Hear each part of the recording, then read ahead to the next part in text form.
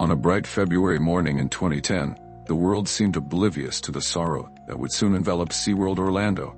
Families wandered through the park, their laughter echoing over the pools that contained creatures of immense power and deep sadness. Among them was Dawn Brancheau, a senior trainer whose life was intricately woven with the fate of a massive orca named Tilikum. The day began like any other, but it would end as a harrowing testament to the perils of captivity and the fragile connection between human and animal. A childhood dream rooted in innocence. Dawn's story began in Cedar Lake, Indiana, where she was born in April 1969, the youngest of 6 siblings.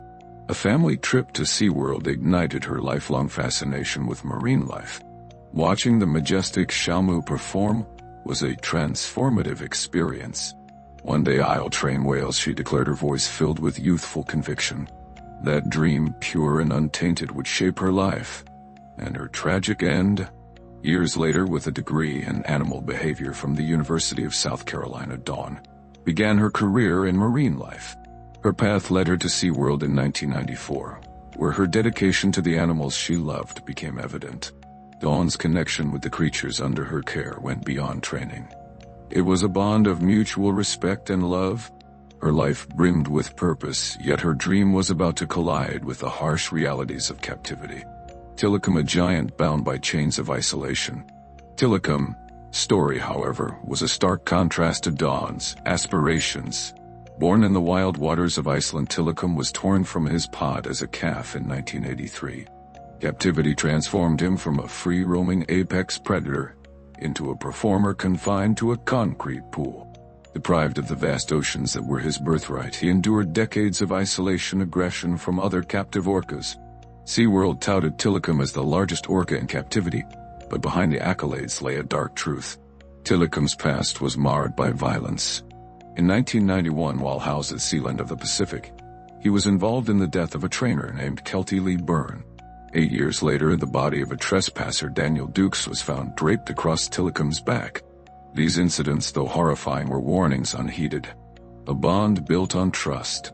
By 2010, Dawn and Tilikum had spent years forging a relationship. She treated him not as a mere performer, but as a creature deserving love and respect. Their connection was evident to anyone watching. A silent communication that spoke of trust. But trust is fragile, especially when built on the unstable foundation of captivity.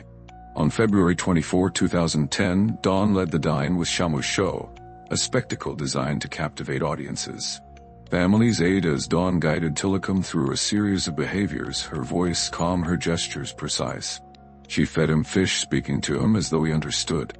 Perhaps he did, yet beneath the surface of the water the scars of captivity simmered. The moment everything changed. After the performance, Dawn lingered by the pool's edge, her ponytail swaying as she interacted with Tilikum.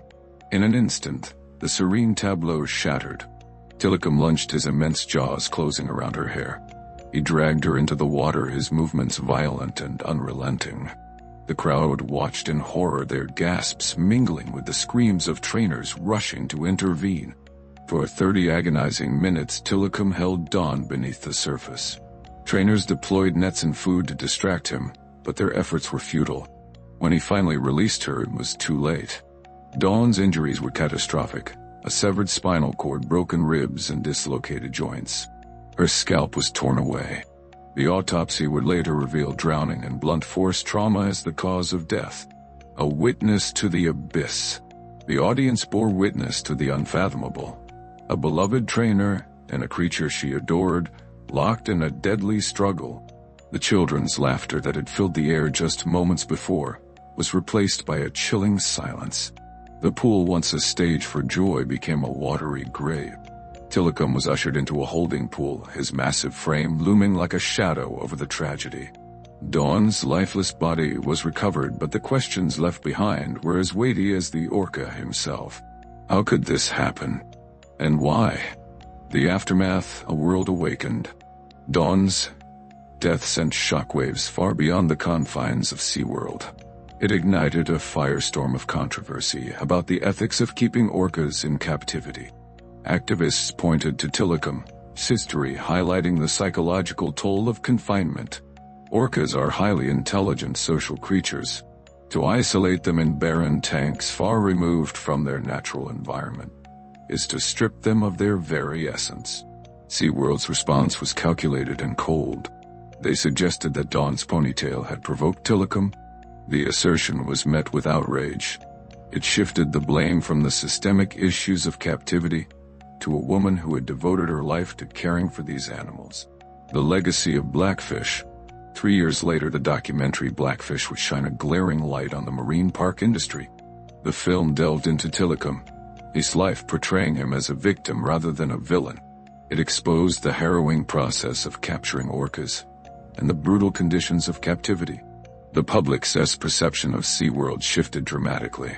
Protests erupted, SeaWorld's stock plummeted, and calls for change grew louder. In 2016, SeaWorld announced it would end its orca breeding program and phase out theatrical shows. Yet for Tilikum, these changes came too late. He died in 2017, after 32 years in captivity from a bacterial infection. A tragic reflection. Dawn Brancheau. Death was a tragedy of dual dimensions: the loss of a compassionate human being and the unveiling of a flawed system. Her bond with Tilikum was genuine, but it was forged in an unnatural setting that doomed them both. Tilikum's story is one of sorrow, a wild creature whose spirit was crushed under the weight of captivity. The pool where Dawn and Tilikum performed remains a haunting symbol of their intertwined fates. It is a place where dreams turned into nightmares, and where the cries of both human and animal echo as a cautionary tale for generations to come.